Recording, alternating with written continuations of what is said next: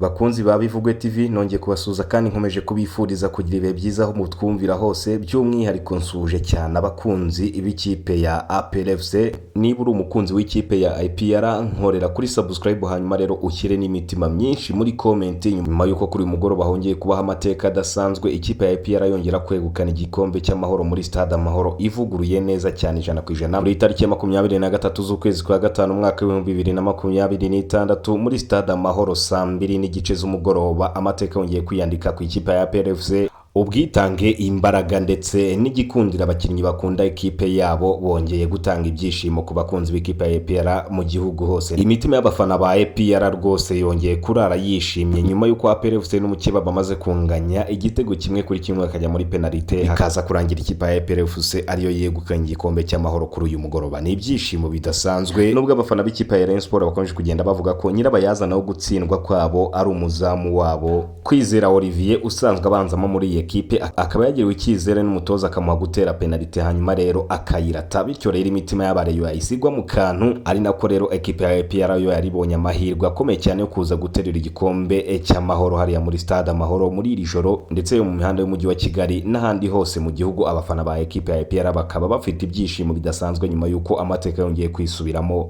bateruye igikombe cy'amahoro kuri uyu mugoroba. Nyamuneka reka nongere nkwisabire, niba uri umukunzi wa APR mu byishimo dufite kuri uyu mugoroba, ongera unkandire kuri subscribe ukore no kunzogera, hanyuma rero dukomeze twishimira igikombe kimaze guterurwa hariya kuri stade Amahoro nyuma y'ibyishimo bidasanzwe abakinnyi ba ekipe ya APR bamaze gutanga mu baturarwanda bose bafana ya ekipe. Ni umukino watangiye ku isaha 12 ku isaha ya Kigali, ari umukino watangiranye imbaraga ku mpande zombi, nubwo byatangiye bigaragara ko ekipe ya APR iri kurusha cyane ikipe ya Rayon Sport. Haje kuboneka penalite ku munota hafi ya 37, haje kuboneka penalite ku ruhande rwa ekipe ya Rayon Sport. Ikosa ryari rikozwe n'umuzamu wasohotse nabi, hanyuma rero akaza kugongana n'umukinnyi wa Rayon Sport bikaza kuvamo penalite, ndetse yewe umukinnyi wanakorewe penalite akaza guhita yitera akahitamo indani. Hashize iminota mike cyane nibwo umukinnyi William Tugu ya ekipe ya APR yaje gutereka mu igitego cy'umutwe cyaje kishyura igitego cyari kimaze gutsindwa na ekipe ya Rayon Sport, bityo rero umukino ukongera ugasubira ibubisi. Byaje gukomeza ku minota 90 ndetse bongera iminota 4 yongera birangira n'ubundi ari igitego kimwe kuri kimwe, baza kujya muri penalite, ari nawo APR ije kubona amahirwe akomeye cyane yo kongera gutwara igikombe cy'amahoro muri stade Amahoro.